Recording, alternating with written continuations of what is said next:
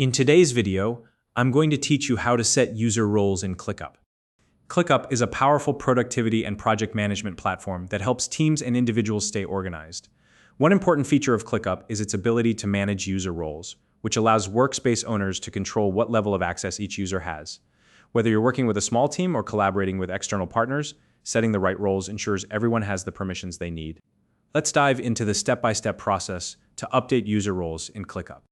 To get started, open your preferred web browser and navigate to www.clickup.com. Once you're on the homepage, log in using the method that works best for you, whether that's your email or a supported social sign-in option like Google. If you don't already have an account, you can find a registration link in the description below to get started. After logging in, locate your profile icon or name in the top right corner of the ClickUp homepage. This is where your account settings are housed. Click on your profile icon or name, and a drop-down menu will appear. From this menu, select the option labeled Settings. This will take you to your account settings page. Now, look at the left-hand sidebar. Scroll through the options until you find a section labeled Admin Settings. Click on Admin Settings to open up additional tools for managing your workspace. Within the Admin Settings section, select People. This is where you'll see a list of all the users currently in your workspace. Next, locate the user whose role you want to adjust. You'll see their name along with their current role displayed in the user list. To change their role, click on the existing role that appears next to their name. This will open a menu with a list of available roles to choose from. Here's a quick breakdown of the roles available in ClickUp.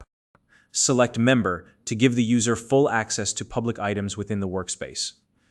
Choose Limited Member if you want to restrict their access to only the items that have been explicitly shared with them.